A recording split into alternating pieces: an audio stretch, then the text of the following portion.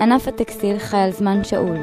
עוד ועוד מפעלי טקסטיל נסגרים ומובילים לגלי פיטורים מסיביים. זה הבית שלנו, זה נותן לנו את הרגשה טובה לקום בבוקר ולצאת לעבוד. וחבל מאוד שאם יסגרו את המפעל הזה, אז מה יהיה איתנו? היסטוריה שחוזרת על עצמה. סיפורו של מפעל עטה החל עוד בשנת 1934. אני יצרתי את המפעל עוד בחוץ לארץ. עברתי באותו המפעל. אז היה שם לו עטה טקסטיל. קצור! ברור היה כי כוח אדם מיומן אין בארץ וכי יש צורך להכשיר אנשים מתאימים. המולרים העבירו קול קורא לחלוצים שביניהם לבוא ללמד את העבודה במפעל ואחר כך לעלות לארץ. הם בחרו ממש אנשי מקצוע בפינצטה והכשירו אותם במפעל המשפחתי במשך חצי שנה. אנשים שילמדו את מקצוע תביעת הבד, האריג,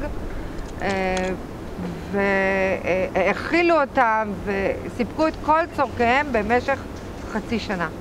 ואת כל הקבוצה הזאת הם העלו על אונייה עם ליפטים גדולים כדי להתחיל את חייהם בארץ ישראל. המורה took me to learn and I was the מדריך.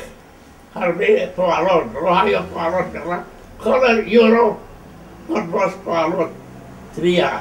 המפעל הפך במהרה למפעל הטקסטיל המוביל בארץ ישראל בייצור, ובשנים הראשונות היה מיועד כולו לתצרוכת מקומית. התחילו מייצור חוטים ובדים, והלבשה התחילו לייצר רק יותר מאוחר. מצד אחד נכנסה כותנה, ובצד הסופי יצאו שמלות או בגדים אחרים. עטה מזוהה עם איכות ועם טיב ללא פשרות. עם מכנסיים של עטה הילד יכול היה ללכת שנים, ואז העבירו אותם לאח שלו, הקטן ממנו, ולאח הקטן ממנו. בגדים עברו בדורות. אפשר לראות עד כמה זה עשוי בצורה בלתי מתפשרת. הצפיפות של התפרים, צפיפות מאוד מאוד מוקפדת, שעומדת בכביסות אין ספור. אבל אלה למשל, תראי איזה זוג מכנסי זלמן למופת. המפעל סיפק תעסוקה לביגוד להמוני העולים, וייצר את סגנון הלבוש הידוע של דמות הצבר. מתקופת קום המדינה, חולצה כחולה, מכנסיים קצרים, כובע טמבל, קוקו ושרפן.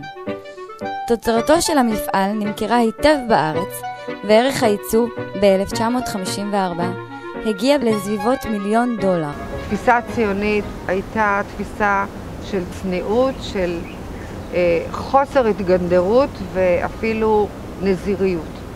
אחר כך, כמו שאת רואה, הגיעו למפעל מעצבים מדרגה ראשונה, כמו ריקי בן ארי, כמו פרלה כהן, אנשים שעסקו באופנה.